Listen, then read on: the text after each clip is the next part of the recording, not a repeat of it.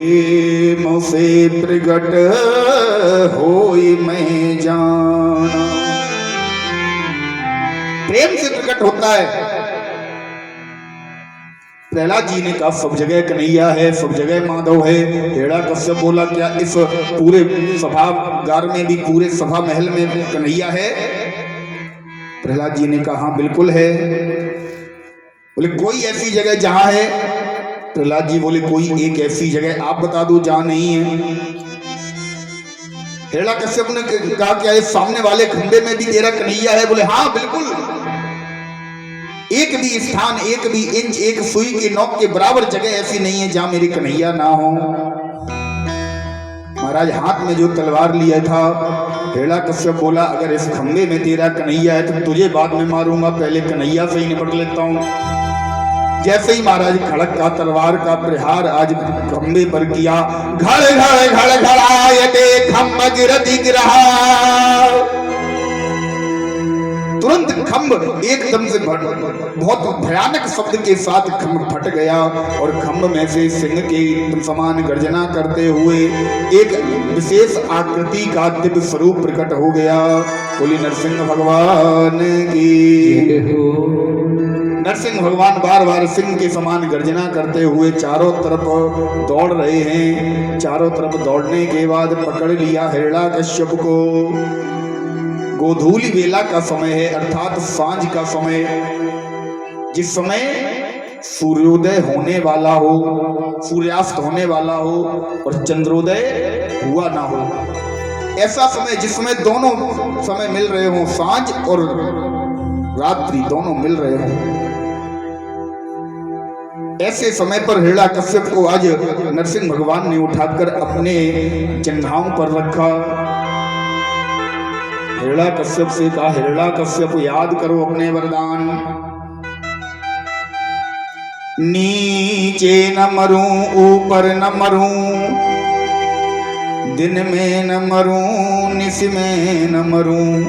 तुमने वरदान मांगा था मैं नीचे न मरूं, ऊपर न मरूं। हिरण्याकश्यप देखो तुम कहां हो। हिरण्याकश्यप ने जैसे ही स्वरूप देखा तो महाराज बोलती तो पहले ही बंद हो गई। नरसिंह भगवान ने पूछा हिरण्याकश्यप तुम नीचे हो? हिरण्याकश्यप बोला नहीं महाराज। बोले आकाश में ऊपर हो? बोले नहीं। दरवाजे की दहलीज पर, घर की दहलीज पर आज नरसिंह भगवान हिरण्याकश्यप को लेकर बैठे हैं। भगवान ने पूछा हिरण्याकश्यप तुम्हारा वरदान था ना भीतर मरूं ना बाहर, कहां हो? बोले महाराज मध्य में। हिरण्याकश्यप तुम्हारा वरदान था न दिन हो न रात हो, कहां कौन सा समय है? बोले महाराज गोधूली बेला। हिरण्याकश्यप तुमने वरदान मांगा था न मेरी मृत्यु पशु से हो न किसी नर से, मैं कौन हूं? बोले महाराज न नर हो न पशु हो। तुमने वरदान मांगा था कोई ऐसा हथियार ना हो जिससे मेरी मृत्यु हो, कोई ऐसी निर्जीव वस्तु ना हो जिससे मेरी मृत्यु हो, ना कोई ऐसी सजीव वस्तु हो जिससे मैं मारा जाऊं। हिरण्याकश्यप बड़े बड़े नुकीले नख अपने दिखाए हिरण्याकश्यप को। महाराज नरसिंह भगवान ने बोले ये बताओ ये सजीव हैं? तुमने कहा था ना तो कोई सजीव वस्तु हो ना निर्जीव वस्तु हो, ऐसी वस्तु से मेरी मृत्यु होनी चाहिए। नाखूनों को, नखों को दिखाया। बोले महाराज ना तो ये सजीव हैं ना निर्जीव हैं। अगर निर्जीव हैं तो बढ़ते कैसे हैं, और सजीव हैं तो काटने पर दर्द क्यों नहीं होता? दोनों स्थितियां हैं नाखूनों में। आज भगवान ने अपने लंबे लंबे नुकीले से नाखून हिरण्याकश्यप के पेट में गड़ा दिए और पेट में गड़ाकर इसका पूरा उदर फाड़ कर रख दिया। परीक्षित जी ने इसी समय प्रश्न कर दिया, बोले प्रभु ये बताओ हिरण्याकश्यप का भगवान नरसिंह ने उदर ही क्यों फाड़ा, पेट ही क्यों फाड़ा? पेट फाड़ा तब तक तो ठीक है। महाराज भागवत महापुराण में वर्णन आता है इसकी अंतड़ियों को निकाला और अंतड़ियों को सूंघना प्रारंभ कर दिया। अंतड़ियों में एक दिव्य पदार्थ की खोज कर रहे हैं। सुखदेव जी कहते हैं राजन भगवान मानो ये देख रहे हो कि हिरण्याकश्यप 3 जन्मों से निरंतर, ये 3 कल्पों से निरंतर ये दैत्य योनि में जा रहा है, निरंतर ये राक्षस बन रहा है। इसकी देह में, इसके उदर में ऐसा कौन सा अंश है जिस अंश के प्रभाव से प्रहलाद जी का जन्म हुआ। महाराज ये कोई अंश का प्रभाव नहीं था। जिस समय हिरण्याकश्यप तपस्या करने के लिए गया था ना, उस समय इंद्र कयादू मैया को मारने वाला था। नारद जी वहां पर पहुंचे। नारद जी ने कयादू मैया को इंद्र से छुड़ाया और अपने आश्रम में ले जाकर कयादू मैया को रखा। उस समय कयादू मैया गर्भवती हैं, प्रहलाद जी उदर में हैं। ये केवल नारद जी के आश्रम में रहने का प्रभाव है कि प्रहलाद ये इतने बड़े भक्त हुए। आज भी श्रीमद् भागवत महापुराण की कथा में दावा करती है, गारंटी देती है, आज भी संस्कार माताओं गर्भ से ही पढ़ते हैं। अब आप कहो कि हमारे घर में ध्रुव प्रहलाद खेलें, गर्भावस्था के दौरान आपने देखे सीरियल, आपने खाए मोमो, चाउमीन, बर्गर, तो आपके घर में प्रहलाद कहां से आएंगे? आपके घर में फिर धुंधकारी आएंगे फिर, है ना। आज भी श्री रामचरितमानस की ये मान्यता है कि गर्भावस्था के दौरान जो माता 5 चौपाइयों का प्रतिदिन पाठ करे उसका बालक इतना सत्वान होगा, इतना सुलक्षणी होगा। रामचरितमानस की मान्यता है। लेकिन महाराज आधुनिक बनने के चक्कर में रामचरितमानस को पूछे कौन? भागवत जी को पूछे कौन? ये हमारे शास्त्रों में जो भी लिखा है ना, जो भी कोई भी बात, एक भी अक्षर व्यर्थ नहीं है, कहीं ना कहीं आपके जीवन पर आधारित है। बस विवेक से पढ़ के देख लेना। रामचरितमानस का इतना प्रभाव है आपके जीवन का, ऐसा कोई उत्तर नहीं है जो रामचरितमानस में ना लिखा हो। एक बार हम ट्रेन से कानपुर जा रहे थे, बिल्कुल सत्य घटना बता रहा हूं, बिल्कुल सत्य। ये भैया हमारे साथ थे। मथुरा से कानपुर के लिए हम लोग बैठे। मेरी एक आदत है, मैं अपने पास हमेशा रामचरितमानस का छोटा सा एक गुटका आता है, उसे मैं हमेशा अपने पास रखता हूँ। जब भी खाली समय मिलता है पढ़ना प्रारंभ कर देता हूँ।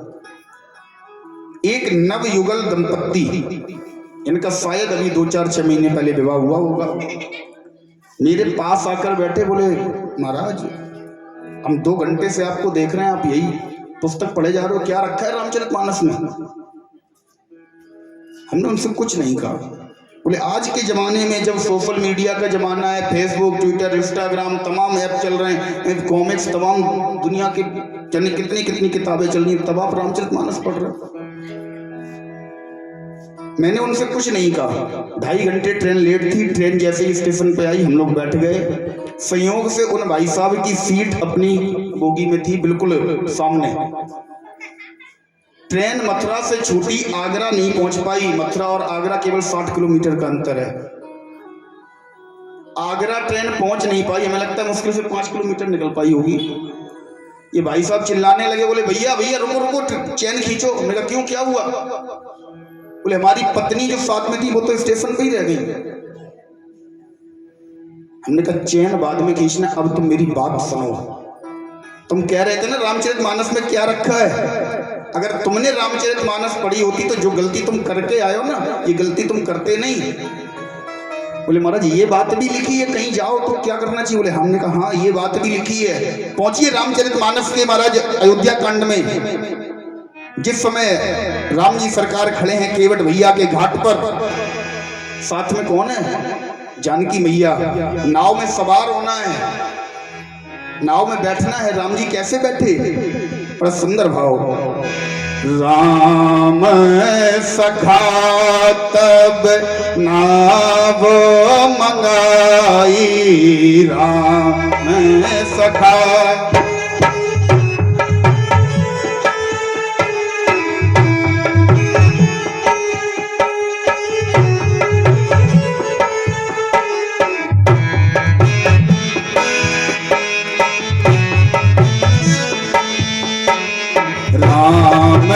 सखा तब नाव मंगाई, मंगाई राम सखा तब नाम मंगाई सिय चढ़ाई चढ़ी रघुराई सिय चढ़ाए चढ़े रघुराई सियहि चढ़ाई चढ़ी रघुराई सियहि चढ़ाए चढ़े रघुराई राम सखा।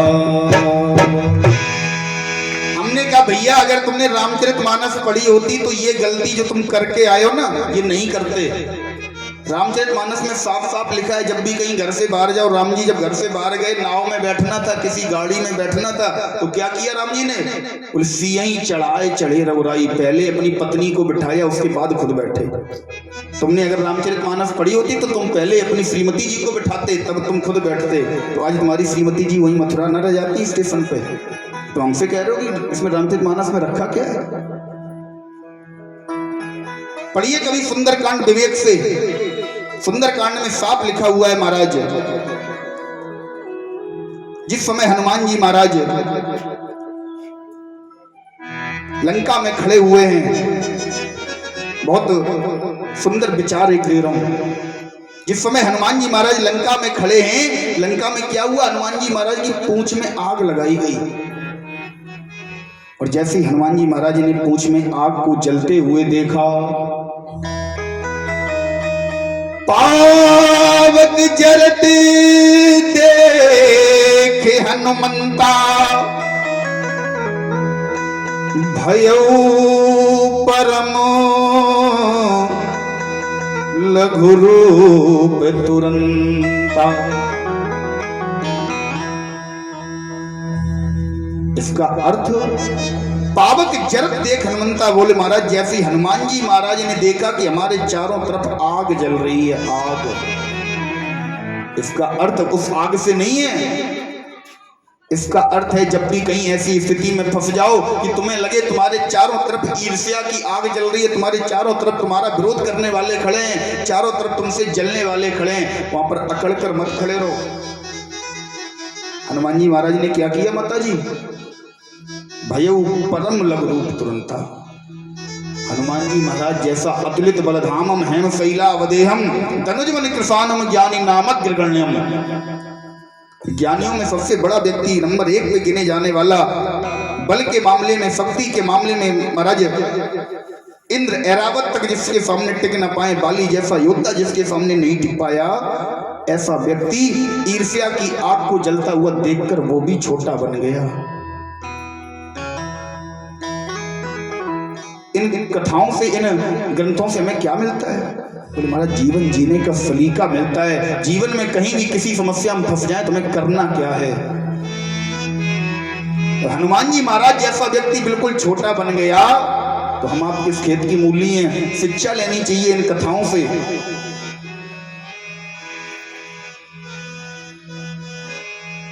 इसलिए इन कथाओं पर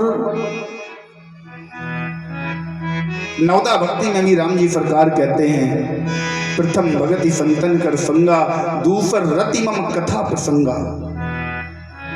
मेरी अगर भक्ति करनी है ना तो केवल मेरी कथाओं के प्रति रति प्रेम कर लो बस।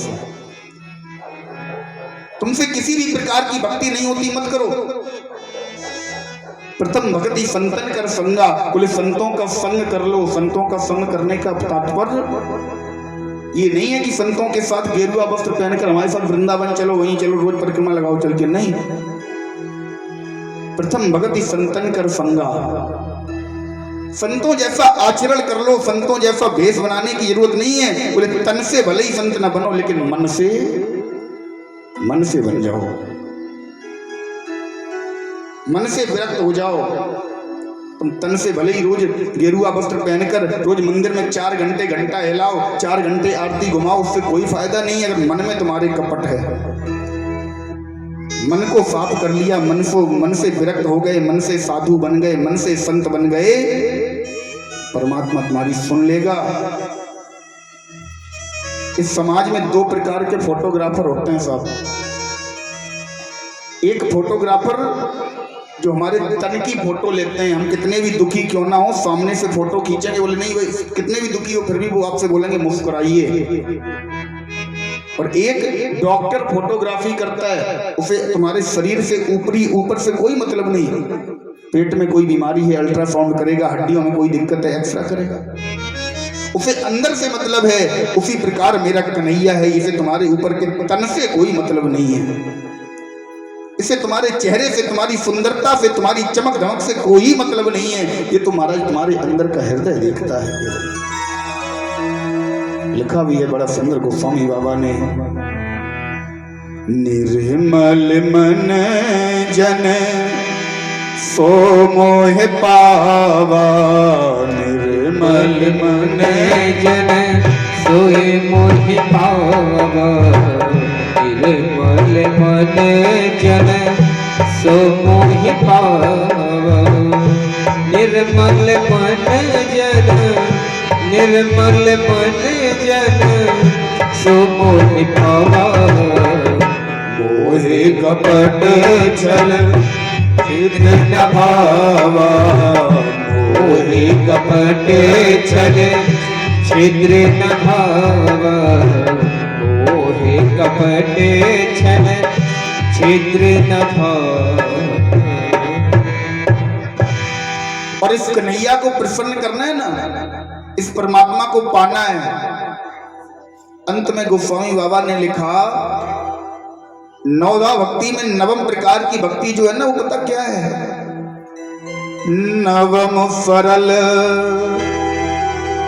सब विधि छलहीना।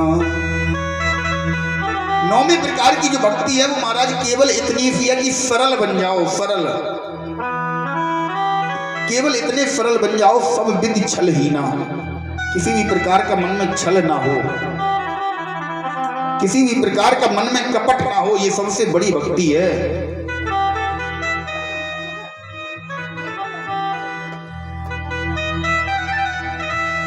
मन की तरंग मार लो बस हो गया भजन, मन की तरंग मार लो बस हो गया भजन, मन की तरंग मार लो बस हो गया भजन, आदत बुरी संभाल लो बस हो गया भजन, आदत बुरी संभाल लो बस हो गया भजन।